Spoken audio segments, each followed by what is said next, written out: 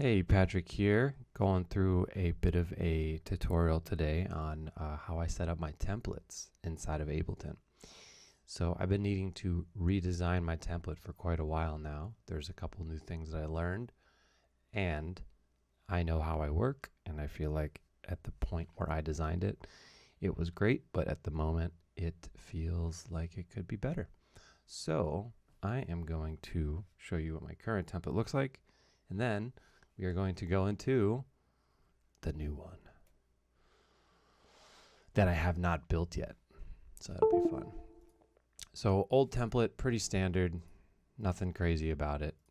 There's groups for each instrument type, beats, bass. This is random inputs and samples that I want to add in. Synths with a bunch of presets in terms of what I like to play right off the bat. A vocal group with arcade, and then guitar.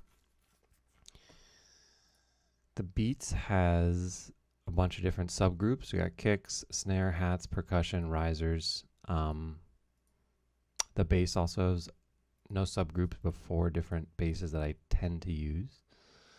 So the bread and butter to this template is the song structure. I love this thing. It makes writing songs pretty easy, structuring them out. And I have a couple things I use on my master channel. I have some different effects banks put on each one of these tracks. And I just feel like at the moment, it could be a lot cleaner. So we're going to start from scratch, and we're going to make a new one. So first thing I'm going to do is go to File, New Live Set. And we're going to go from ground 0.5 because we're not at 0 because we have something, but we're going to start from scratch again. But I know what I want, so that's why it's at 0.5. So there's a couple things that you want to look for in a template. That's ease of use for you. That's 100% of the time you want to be thinking about that. You'll be thinking, is this going to work for my purposes? So I'm actually realizing that this is my default set, so let me actually go to whatever the default live set is, which is that. It's just 2 MIDI tracks and 2 audio tracks. This is what they give you right off the bat. This is very little CPU. There's barely anything happening. 2 and 2. So we're going to start from here just because why not? So the first thing I like to make sure that I do, and I could actually use this other template, I call it default production. I could grab stuff from this template, which is nice because I don't want to have to redesign the wheel. I just want to get a new car, if that makes sense.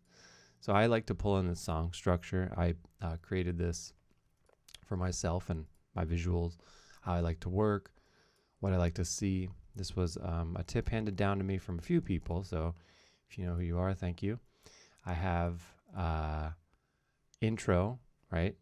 Verse, chorus, bridge, verse, chorus, outro.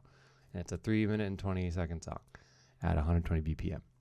This is not always the case. I'm going to move these around a lot, but this is a great starting point because the colors are there.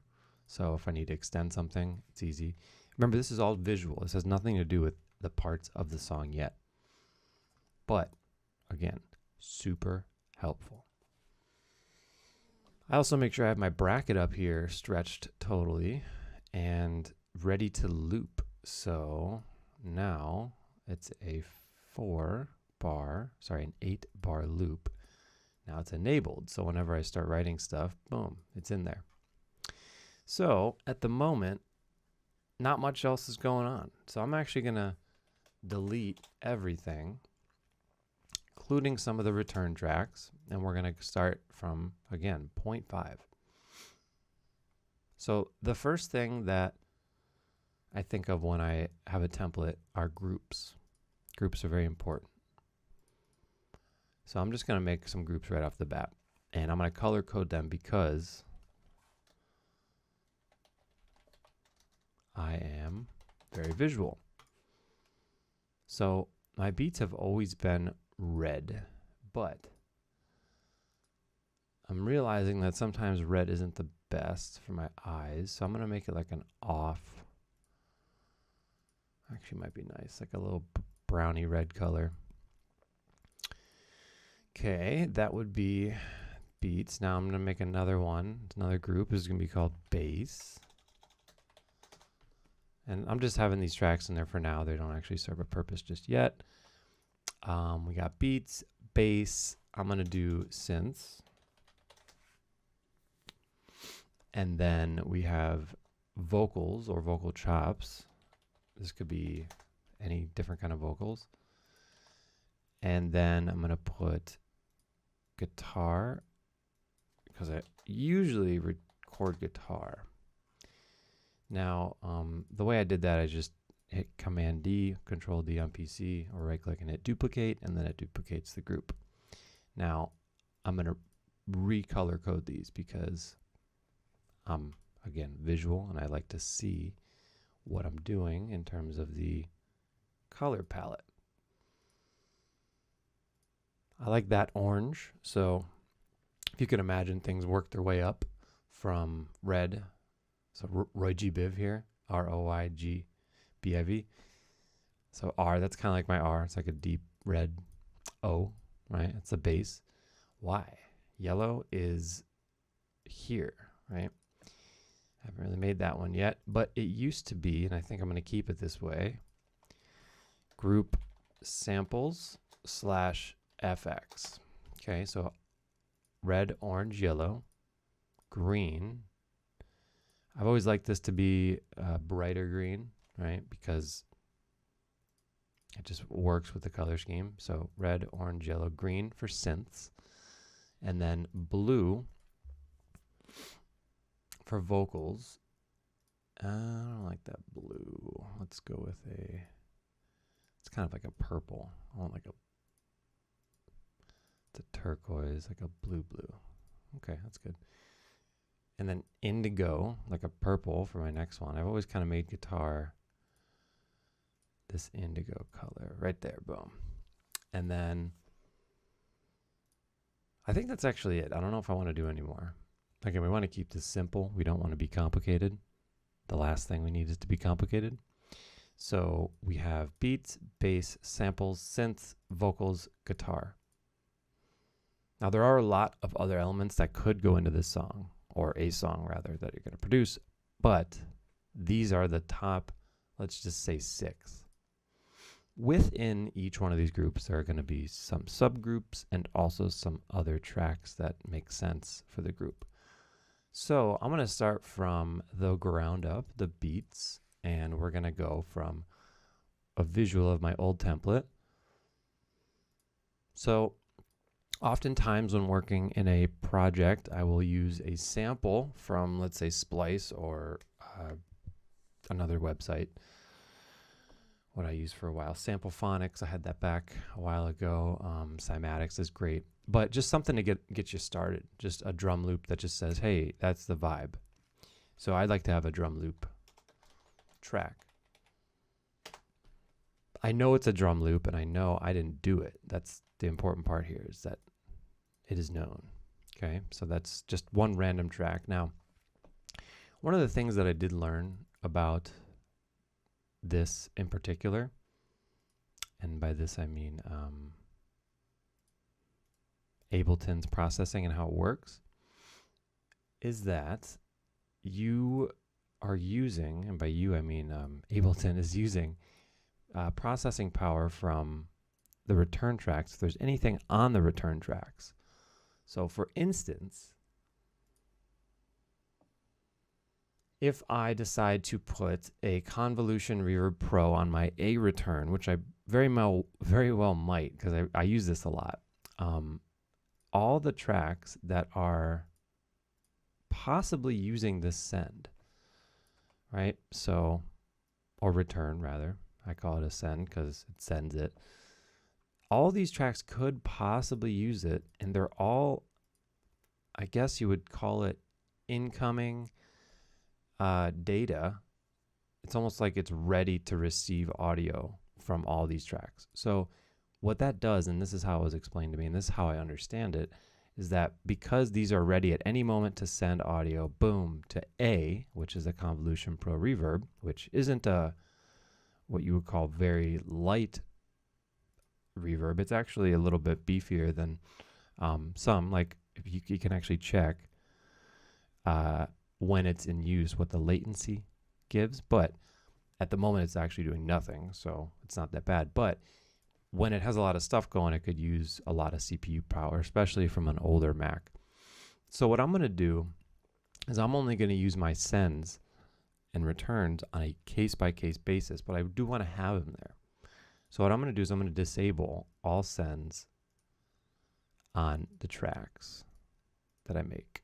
So we're going to go like this. And I don't really think you could do it in bulk. It's kind of weird. Yeah, it's strange. Anyway, I'm going to have to do that each individual one. But again, I'm doing this because I don't want there to be any talking between the track and the return track, because I don't really need that at any moment. I'm not like using the sends as like a momentary effects for a live show. I'm just going to throw it in there if I need to.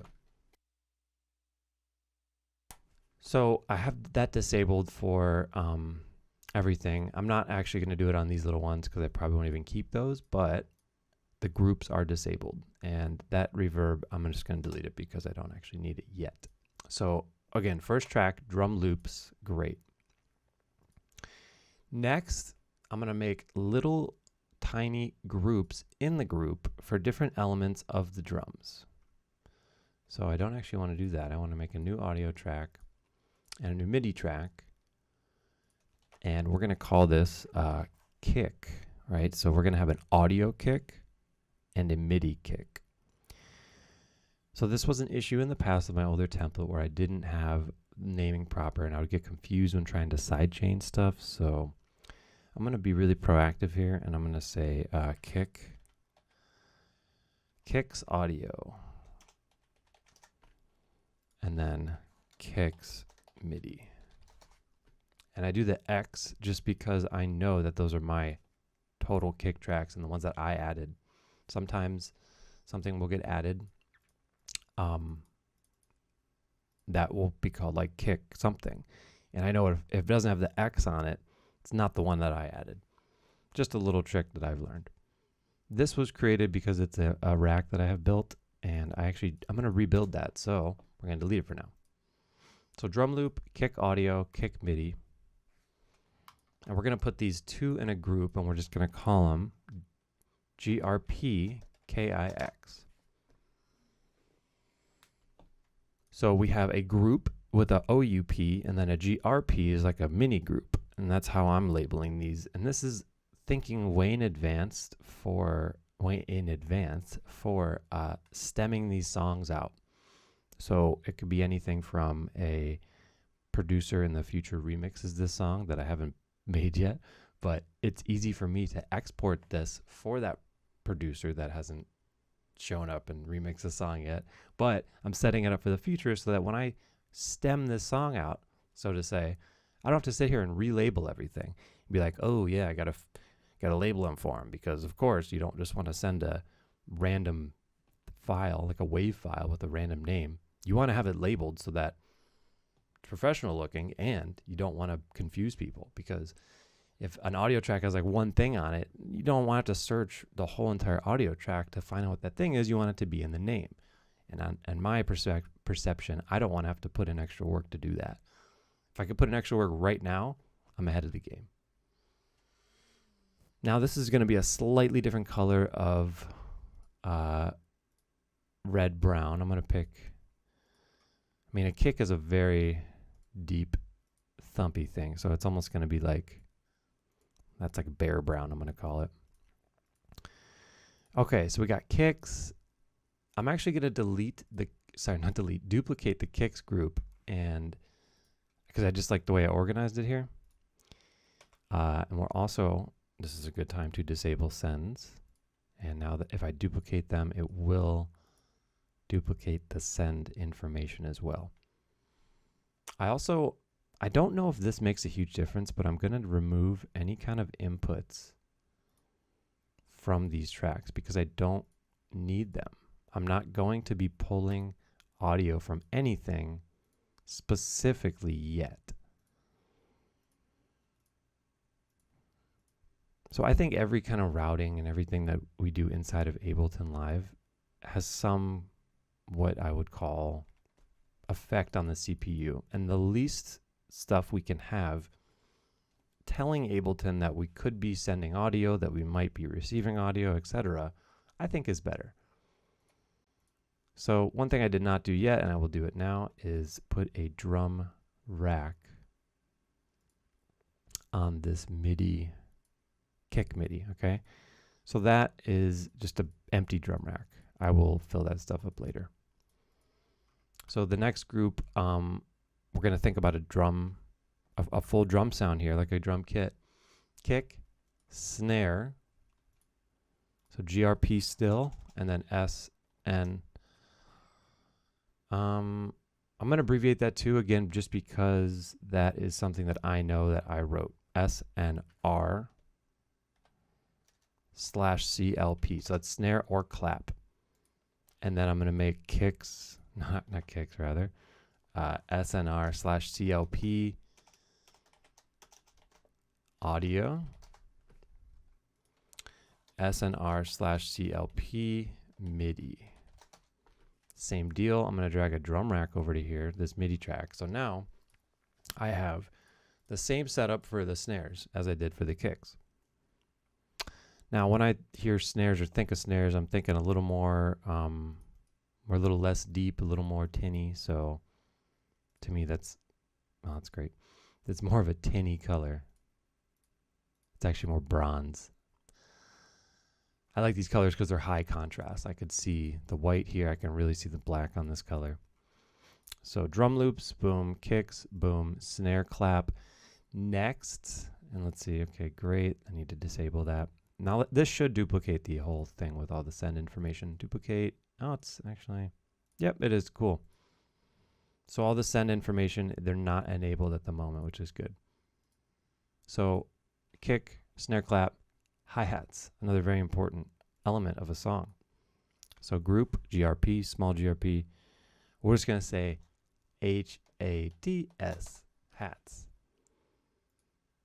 So, you know what I actually might do now, just because I'm feeling a little frisky, is I'm going to put hats with a Z. Again, just so I know that those are my hi-hats that I added. This is not some sample that I dragged in. It's just, or rather, if I'm remixing a song, it's not just a random hi-hat that the person added back when they produced the song. This is something that I took time to choose.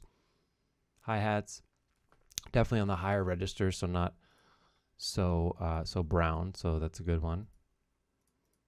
I'm kind of picking all colors in the same color palette here, but that does conflict with that a little bit, so maybe we do it. Yeah, it's good. And we're going to assign track color to group clips so that everything looks like that.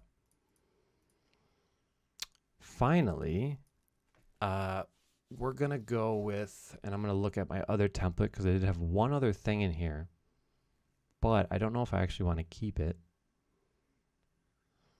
Kicks, snares, hats, percussion fills, and risers. So I'm definitely going to keep the percussion / fills, because I do love to have that in the drum group.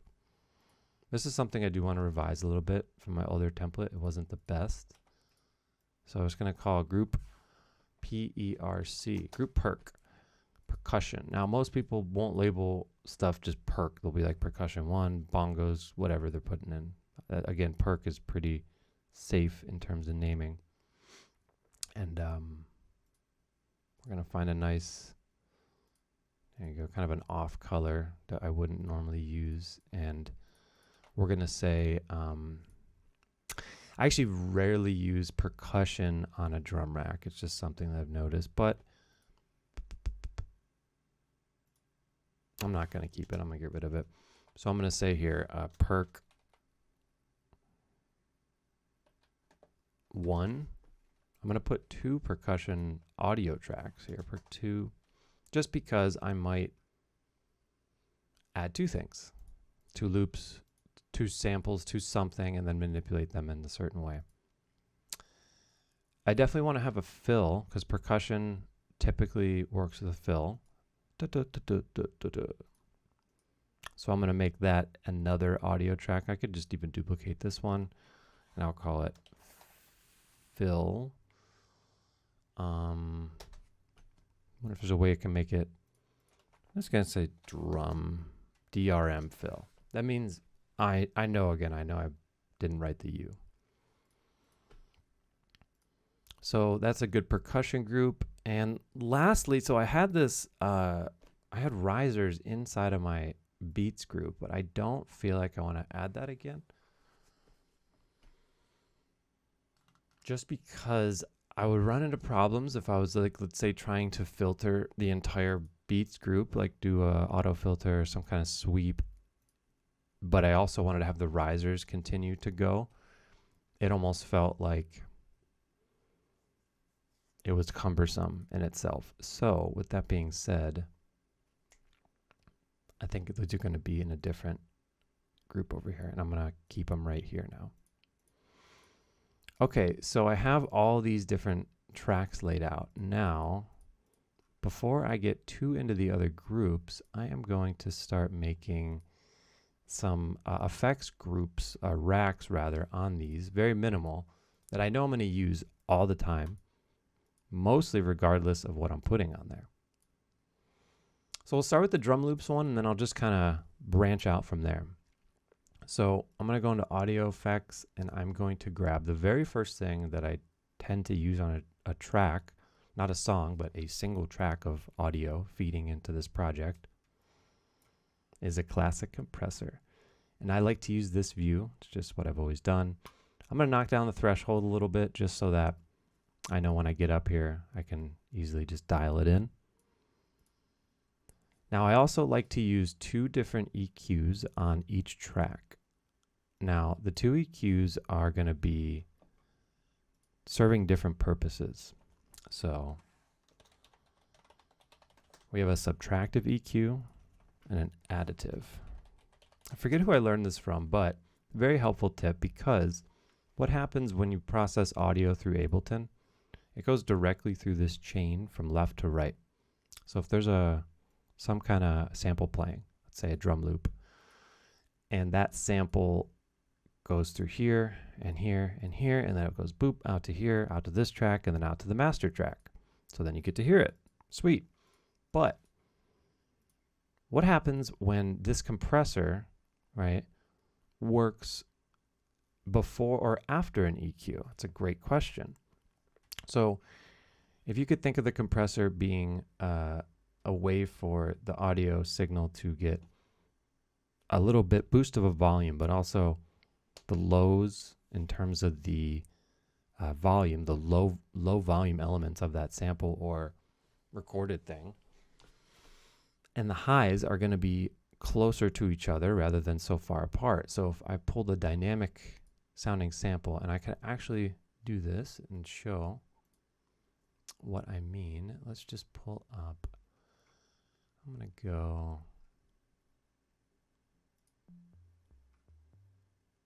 I'm just going to grab this little percussion sample I got.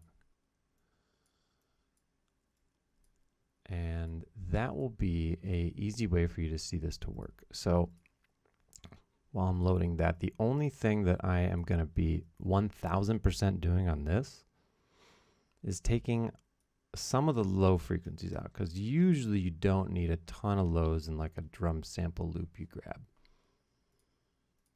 So I'm just going to drop this little percussion thing in. Here's a great example too, just because of the nature of the sample. Super low. Yeah. There we go. There we go. Okay. All right, so this is a very run-of-the-mill sample. There's not too much intricacy to it. But here's how this works now. So if I am having, let's say, this low-cut EQ here, right? This has a lot of lows in it, so you can definitely hear them. This is with. is without. It's like, it's definitely got more boom to it. So if I put this here, the audio is being cut at 104 hertz. So there's no frequencies playing below 104-ish. And then it's going into the compressor. So it's normalizing the volume.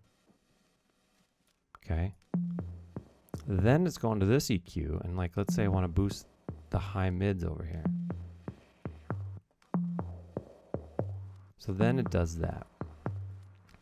Now, this is why I like to do this, because I see a lot of people, and I've done this for years. I'll do all my EQing like over here, and this one won't even be in play.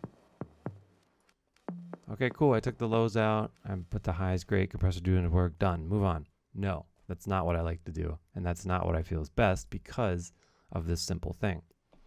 So if the compressor is working, you don't want to have it work to grab frequencies that you don't want in the sample anyway. So like I said, I know I don't want the lows most of the time in a drum loop that I'm adding. So if I put the subtractive EQ, I call it, before the compressor, that means it's going to get rid of those lows, then go into the compressor. So the compressor actually only has to work to compress from here up. So that's very helpful when dealing with a ton of audio at the same time, because you don't want it to, for one, work extra hard and try to compress frequencies that you don't want anyway, that you're going to remove later. You want it to focus on the frequencies that you're actually going to use in the song. So I know I'm only going to use like up here. And again, this is an example I don't know, but I'm assuming that I know. So that's why I put the subtractive EQ first, just so that the compressor doesn't have to work to mess with any of those frequencies, because I know I don't want them. So then the additive EQ, I'm going to get rid of this one because I don't need it. The additive EQ is there as a little booster if I need to. And everything's going to be set to 0. I always like to have the high shelf there, a couple little bells that are with the wide Q. And that is soft Q. So then I'm going to reset all the positions just so I know that at any moment I could add that very quickly into any sample that I drop. And this is going to be a framework for all the tracks that we're going to do in the future. And by tracks, I mean on this set specifically. So I'm going to also make that a bell. Boom. Okay, great. So that's all reset back to 0. Everything is at 0 dB. It's cool. Frequencies and the Qs are a little different. That is automatically cutting things at, what, 95? Let's just move that to 102. That was a good one. And then this compressor, I haven't dialed in the, what you would say, the knobs yet, but I am going to put this just a little lower for now. I just want the attack and the release to be instant, because this is going to be different every time. I can't dial this in at the moment for every sample that I'm going to drag in for the future of this template. Okay, this is a great framework to start, and I don't feel like there needs to be anything else immediately on the track.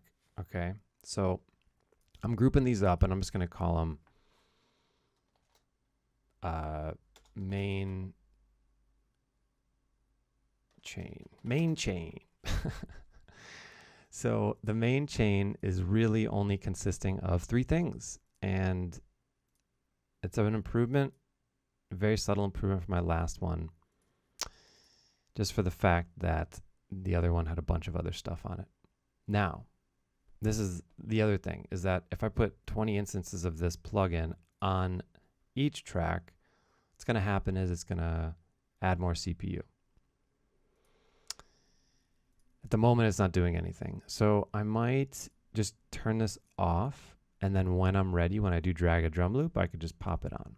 So it's just one button to press, and it's just going to save CPU down the road. Okay, so I'm just going to get rid of that sample.